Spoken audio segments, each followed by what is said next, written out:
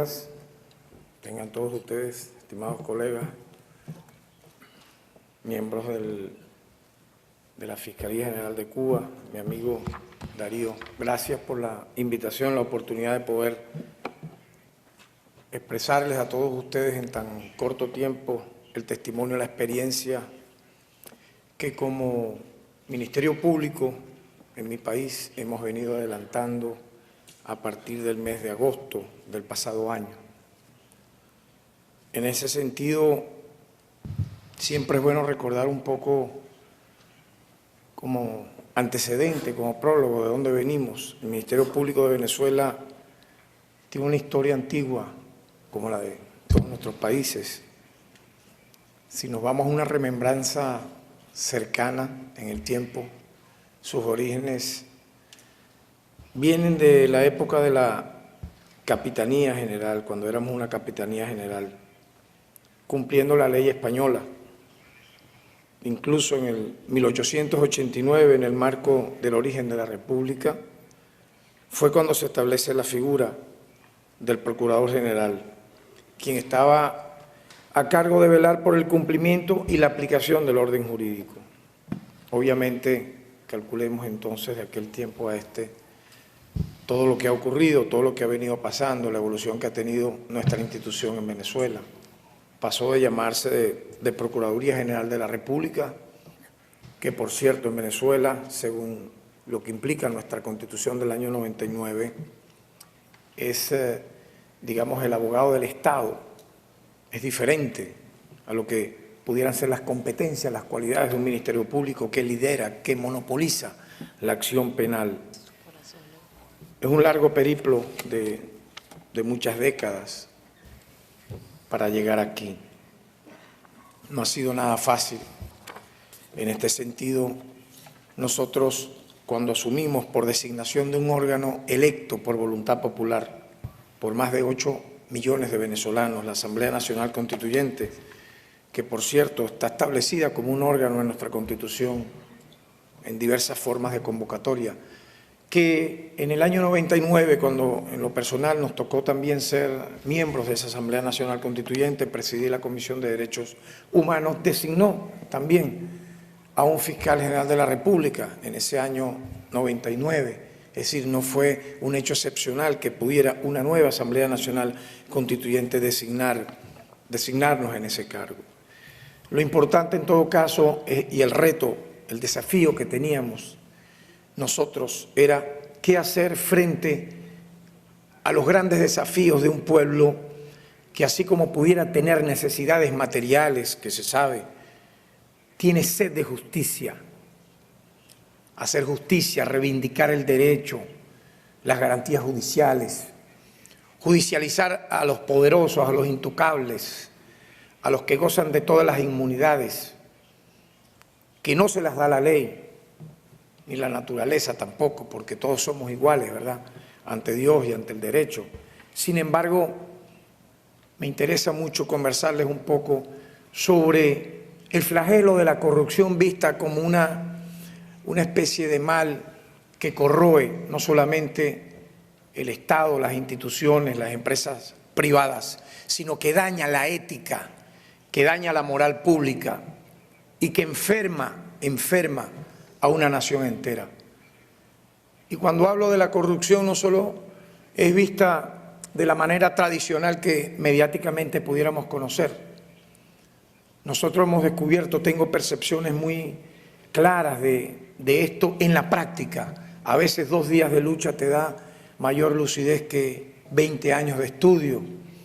Yo estoy convencido que detrás de los grandes corruptos, de la gran trama de corrupción, se mueve sinceramente un gran capital transnacional con un megapoder realmente infinito, puesto que quien promueve la corrupción dentro del Estado y a través de sus aliados, que son empresarios inescrupulosos, están, calculemos, todo ese andamiaje, desde grandes medios de comunicación, la banca mundial y, por supuesto, todo ese gran escenario terrible de pesadilla que es el lavado de ese dinero mal habido, el blanqueo de ese capital mal habido.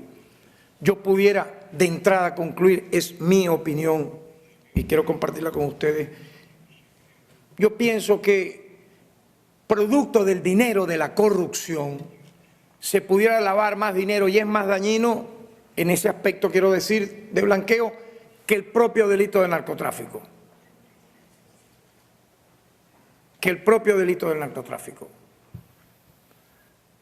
Porque tiene incluso la complicidad global de quienes a veces hablan de la lucha contra la corrupción, incluso desde medios de comunicación, pero para extorsionar, para inventar una historia, falsearla o agarrar un 20% de la realidad, un 80% de mentira y luego cometer el delito de la extorsión contra quien puede entregarle una suma considerable, muchas veces infinita de dinero. Por lo tanto, enfrentar la corrupción en estos términos es una tarea peligrosa, sumamente delicada, porque los intereses que estás tocando, algunos dicen no, son intereses políticos, no, voy más allá, son grandes, pero grandes intereses macroeconómicos. Y ustedes saben que muchas veces el dinero no tiene patria. Vimos, por ejemplo, y asumo la intención de mi colega de Panamá, Kenia, el caso de Papeles, ¿verdad? ¿Quién hizo la denuncia? En el mes de noviembre, una periodista fue asesinada. Su carro fue, como se sabe, explotado y ella falleció y pasó en el total anonimato ese hecho. Recordemos también lo que ocurrió en Italia con el tema de la lucha contra la corrupción, contra la mafia, quienes fueron sus grandes impulsores igualmente de esa forma fueron asesinados. ¿Qué señales se envía ahí? Sabemos cuáles son, pero debemos enfrentarla de manera unida y esto es un escenario, porque aquí hay fiscales generales, vicefiscales, juristas de más de 30 países que podemos avanzar de manera unida en ese aspecto. Por lo tanto, nosotros encontramos un Ministerio Público cómplice y participante del delito de la corrupción, puesto que está comprobado nada más y nada menos que 15 fiscales de ese antiguo Ministerio Público en 6 meses nos ha tocado privarlos de libertad porque los hemos conseguido con audios, con mensajes de texto, con entregas de dinero controlada, con denuncias formales. Lamentablemente los hemos tenido que privar de libertad. Fiscales auxiliares, fiscales provisorios que pensaban o creían que podían tasar una libertad, un sobreseimiento, una imputación o una condenatoria, hacerlo o no hacerlo, a cambio de dinero en moneda extranjera o la entrega de un bien material. La ley entra por casa. Lamentablemente nos ha tocado enfrentar esa realidad, pero si las autoridades anteriores con su máxima líder lo hacía y tienen una investigación abierta en mi país por esa razón, ¿por qué no hacerlo un fiscal auxiliar provisorio o un abogado? Pues tenemos que dar ejemplos muy duros, muy claros, de que eso no puede ser, porque quien va a un ministerio público va es a buscar justicia, a reivindicar el derecho, es una víctima, ¿verdad?, que quiere que efectivamente ese ministerio público lo atienda y sea el equilibrio, la luz ética y moral en una nación, no para que te extorsionen, no para que te manipulen, no para que prevariquen, no para que trafiquen con tu dolor. En tal sentido, nosotros pudiéramos decir que comenzamos una tarea apenas en un poco más de 6 meses, que significó un reto inmenso para acabar con la apatía, la indiferencia, la falta de operatividad en estos temas, incluyo el del narcotráfico también.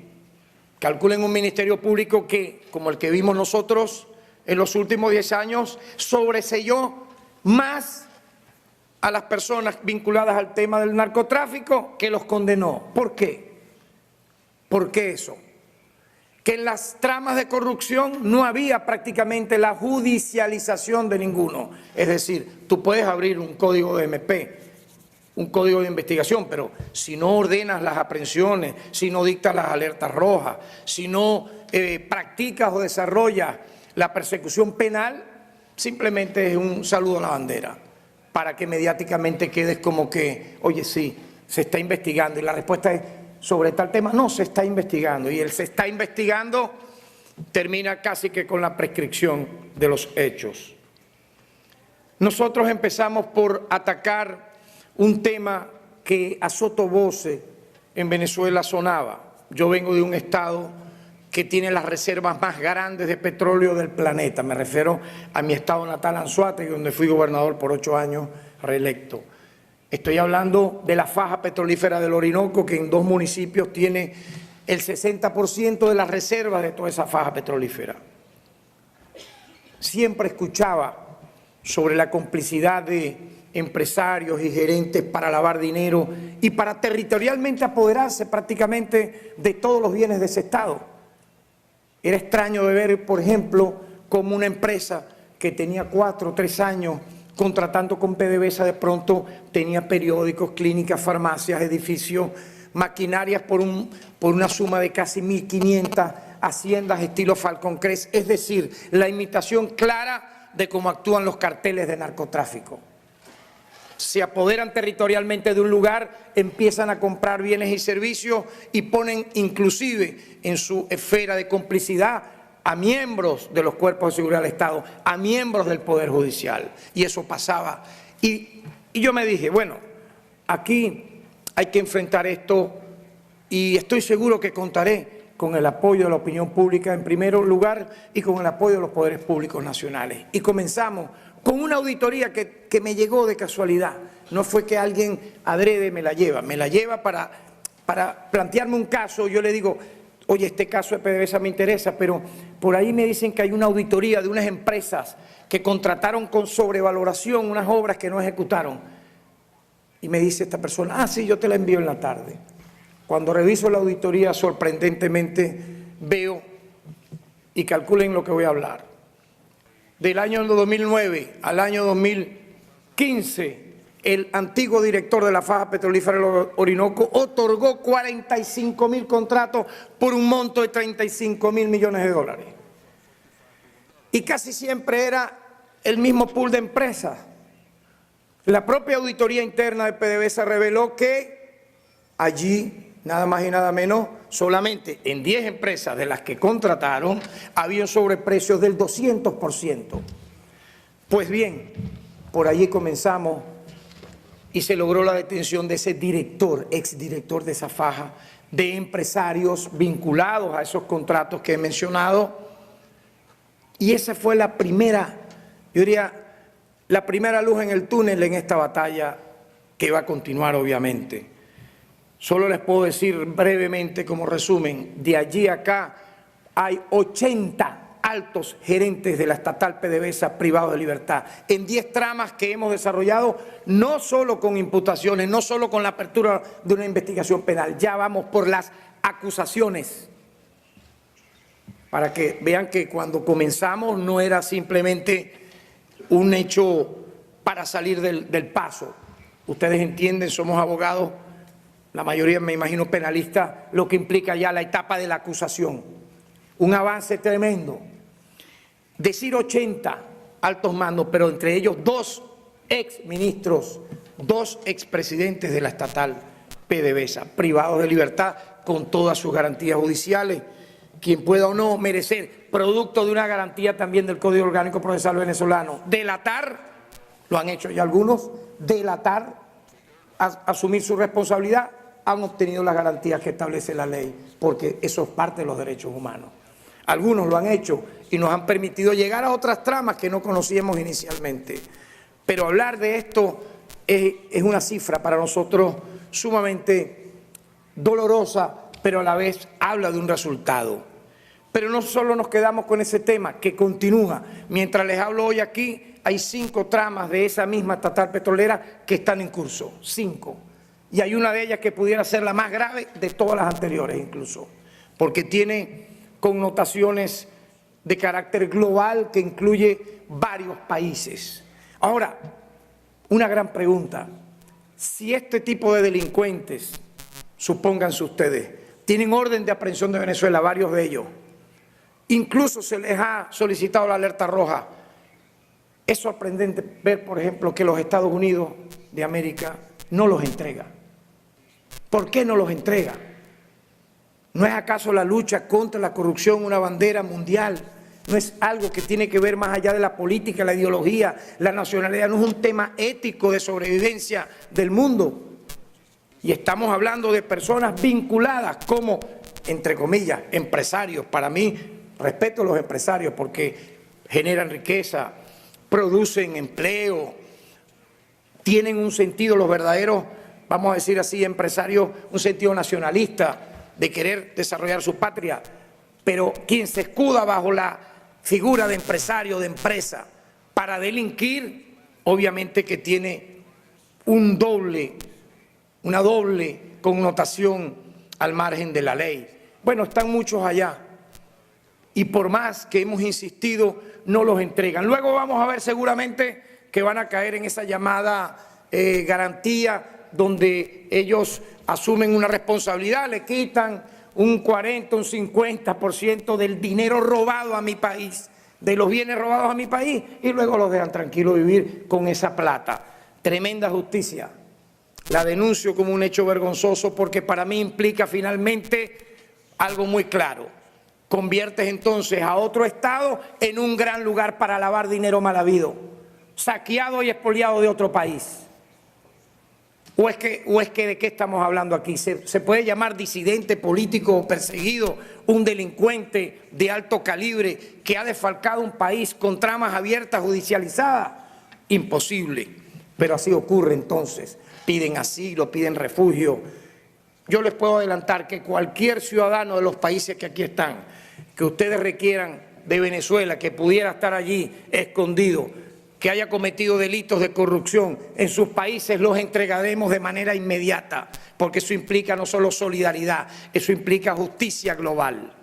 En tal sentido, más allá de las detenciones que he mencionado, hay además 19 órdenes de aprehensión, de las cuales ustedes dirán, ¿por qué no se han concretado? Pues sabemos ya dónde están. 21 personas también aprehendidas por el caso de Cadivi Sencoes, la entrega de divisas preferenciales para la importación de rubros de primera necesidad para mi país.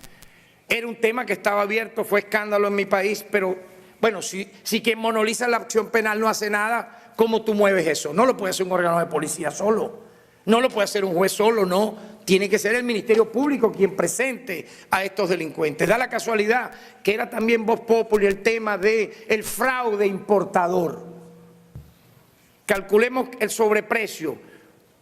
Un rubro que pudiera costar el kilo 0,50 centavos de dólar, estas personas lo tasaron a $800, a $700, a $1000. Y finalmente muchos de estos rubros ni siquiera llegaron a Venezuela. Pues estamos pesquisando 200 empresas, de las cuales 21 han sido judicializadas con estas aprehensiones.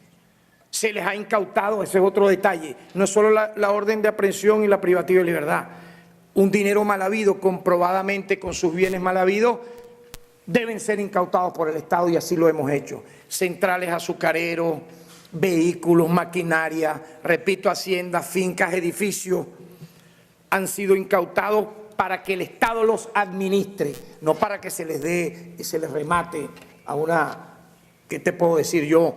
Estilo club de amigos, mira, se le vamos a entregar a este, te lo vendo, no. Los está administrando el Estado a través de una oficina que se llama ONDOF, para tratar de darle un sentido realmente justo a todo esto.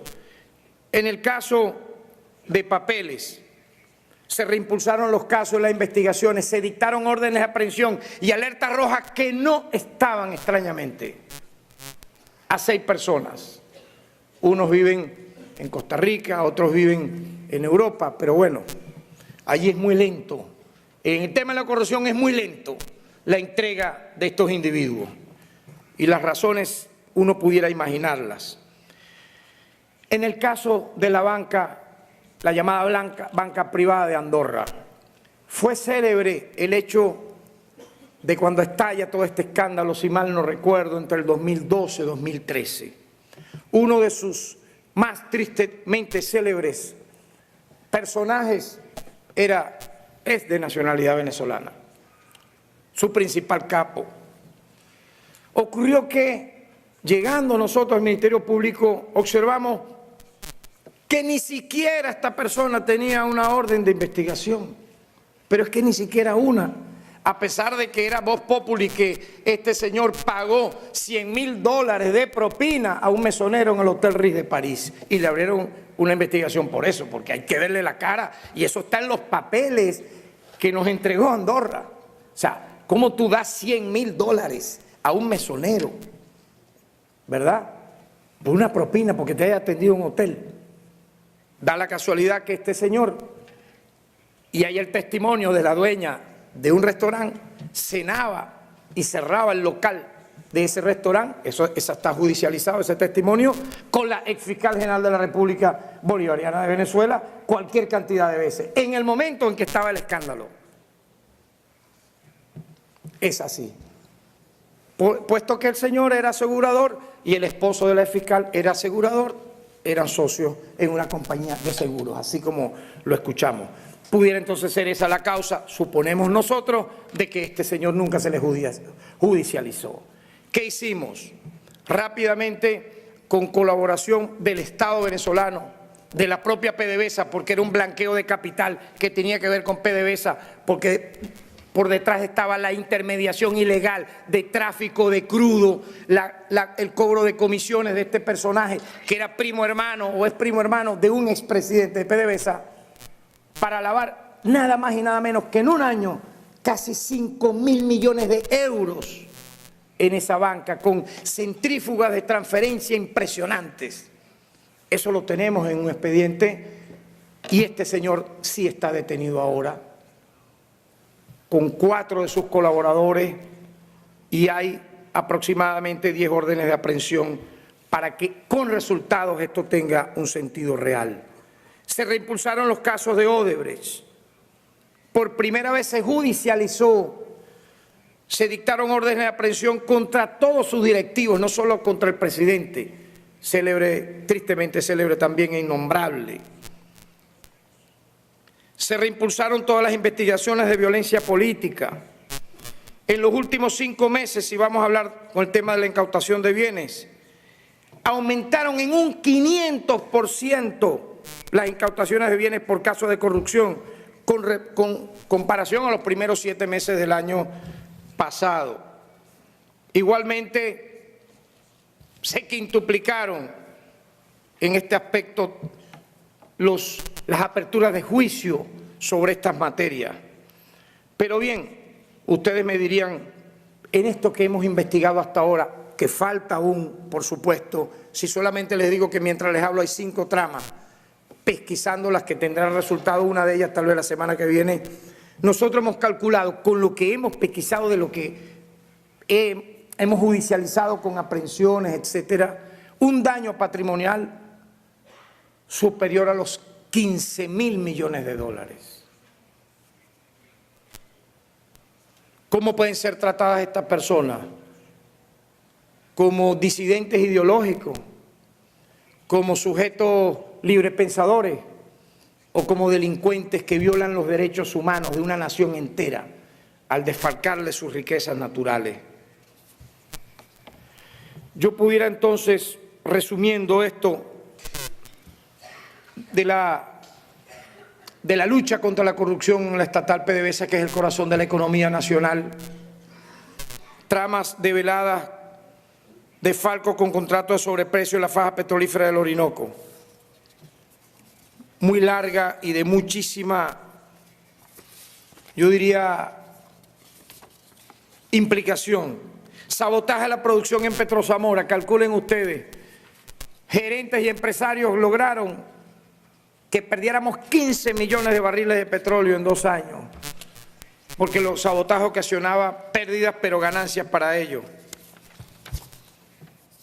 Maquillaje de cifras de producción de petróleo en PDVSA Oriente, desmantelamiento y uso de vehículos desincorporados a la división de Carabobo en PDVSA. Aparecían esos seriales en casi 2.000 carros, seriales devastados de vehículos que estaban en buen estado, fueron vendidos a mafias traficantes de vehículos con daños patrimoniales increíbles, sobreprecio en las compras de Baribén, alteración de cifra de producción, como dije, en PDVSA Oriente, contrato no autorizado de la refinanciamiento de Citgo, dejando como prenda nada más y nada menos que a Citgo, si no se cumplía el contrato. Citgo, ustedes saben, es una empresa que tenemos nosotros en los Estados Unidos de América, de capital venezolano. Casos múltiples de irregularidades en Puerto Miranda. Caso del buque chatarra Petrosaudí Saturn. Imagínate, un buque chatarra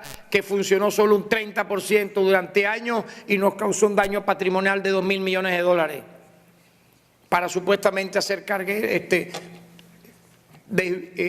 tránsito de petróleos, etcétera, y con el nombre de Petrosaudí se había dicho que era una empresa saudita y no, eran unos venezolanos que usaron el nombre para desfalcar, pero lo más increíble, con el apoyo de los gerentes de PDVSA. Tráfico de combustible en el puerto de Guaraguao, entre otros. Yo quisiera no dejar, ya para terminar, de lado la lucha contra el narcotráfico, porque también es corrupción. Un traficante de droga, no crean ustedes que solamente se busca un delincuente, un sicario. Obviamente busca a alguien vinculado a algún nivel de seguridad de Estado. Nos sorprendimos en ver también, como ya les dije inicialmente, que el antiguo Ministerio Público era más las cifras de sobreseimientos de casos de narcotráfico que de condenas. Pues bien, ocurrió el traslado de una cantidad brutal de drogas de Caracas a Dominicana. En las maletas de varios pasajeros en el vuelo Caracas-Dominicana. La droga fue incautada ya. Comenzamos nosotros a dictar las órdenes de aprehensión, a hacer las experticias telefónicas, las llamadas, etcétera, y observamos que había una llamada donde aparecía el dueño de la droga. Terminó siendo un capo, al estilo de los carteles, pues, que lava dinero y compra casinos y compra edificios y construye zonas residenciales y tiene equipos de béisbol, etcétera. Joel Palmar. Nos sorprendió ver que este sujeto, en dos casos vinculados al tema de droga, había sido desvinculado de lo mismo de la gestión pasada. Dictamos la orden de aprehensión, la alerta roja, y fue detenido en Colombia. Estamos solicitando que Colombia nos lo entregue. Es el capo de la droga detenido en Venezuela de mayor relevancia en los últimos 10 años. Recientemente desmantelamos un cartel, yo diría, porque es que ahora no son carteles, estilo Chapo Guzmán, estilo Escobar. Utilizan pequeños grupos humanos, aeropuertos, para llevar la droga con complicidad, obviamente, de seguridad aeroportuaria y de cómplices, para finalmente colocarla en un destino. Es una modalidad o un móvil que hemos observado con mucha preocupación porque ellos han diversificado también su manera de delinquir. En este sentido, comenzamos a ver movimientos como este. Una señora de 81 años detenida en el Líbano con 35 kilos de droga en una maleta. Oye, una señora de 83 años, más bien usted va y le quiere dar la mano, la quiere llevar en una silla de ruedas. Pero pues bien, ellos no tienen escrúpulos, utilizaron esta octogenaria para eso. Un caso que fue muy sonado. Una mujer embarazada, igualmente en el aeropuerto de París, con 25 kilos de cocaína, el mismo móvil. Y así fuimos atando cabos y logramos entonces ubicar que era una red de tráfico de droga, Caracas, Europa, Medio Oriente, que utilizaba este tipo de móvil de modalidad y llegaron a colocar, supónganse ustedes, casi 100 kilos de cocaína por un monto superior a los 10 millones de euros. Logramos igualmente por la telefonía, etcétera, ubicar quiénes eran los responsables. El principal responsable logístico está detenido en Caracas. El financiero, por la orden de aprehensión y la alerta roja, que sí funcionó en Rusia, está detenido en el aeropuerto de Azerbaiyán. Al final, 20 detenidos, de los cuales 10, y ahí hay corrupción, eran miembros de la seguridad aeroportuaria de Venezuela. Yo creo que son señales finalmente que tenemos que dar en una etapa como esta. Frente a una, supóngase, circunstancia particular, excepcional, económica en mi país, en la búsqueda de que sea el diálogo, la paz, el debate electoral, no la violencia, no la guerra, no la insurrección, no encapucharse y quemar gente en la calle o matar policía o viceversa, no la insurrección armada, la que hable por los venezolanos. Hemos tenido 3 eventos electorales en los últimos 6 meses. Yo quiero saber qué significa eso en términos reales y duros del derecho. Que usted convoque elecciones para una Asamblea Nacional Constituyente, para renovar las autoridades regionales, es decir, gobernadores, alcaldes y ahora presidente de la República. No quieren que haya, algún sector de la comunidad internacional, no quiere que hayan elecciones presidenciales en Venezuela. Hay un candidato ya formalmente que se está reuniendo, si no mal no me equivoco, hoy con el secretario general de Naciones Unidas para que los observadores más calificados de Naciones Unidas vengan y certifiquen y validen nuestro proceso electoral como siempre ha sido. ¿O es que Venezuela no tiene el derecho por la vía pacífica, por la vía democrática, resolviendo nosotros nuestros asuntos internos, darnos el gobierno que finalmente el pueblo quiere? Si no es así, explíqueme entonces cómo es. Y lo digo con la sensibilidad real de un patriota que ha conocido de cerca la violencia como activista de derechos humanos, que ha visitado países diezmados por la guerra en Centroamérica, en el Medio Oriente, aquí mismo cerca de mi país, en Colombia. Por cierto, Venezuela fue el garante junto con Cuba de los acuerdos con la FARC. Un país que quiere paz y no merece la guerra. En ese sentido, yo pienso que todo lo que estamos haciendo modestamente del Ministerio Público apunta también hacia el equilibrio institucional, hacia la moral pública, hacia detener ese desangre de nuestra economía producto de la corrupción y del delito al más alto nivel de la delincuencia organizada. Ello al final significa trabajar por la justicia, por la paz, por los derechos humanos, por la ética, por la ciudadanía, por la edificación republicana, por mantener un orden global interno y externo fuera y dentro de nuestra patria, siempre bajo la égida y bajo la, yo diría, inspiración eterna de nuestro padre de la patria, Simón Bolívar, que en un momento dado fue tan duro con estos temas que llegó a plantear la pena de muerte como sanción a estos graves delitos. Nosotros no estamos hablando de sanción como la pena de muerte, pero sí una sanción que tenga finalmente como reivindicación a aquel ciudadano de a pie, aquella ama de casa, aquel trabajador, aquel estudiante, aquel obrero, que teniendo la esperanza de un país mejor, de una Venezuela mejor, le fue traicionada esa esperanza. La fe se devuelve con justicia. Y para eso está, pienso yo, finalmente la labor de todo fiscal general de la República, del más humilde funcionario de todo Ministerio Público, y por ello los saludo al verle las caras y los abrazo en el fondo de mi alma. Muchas gracias.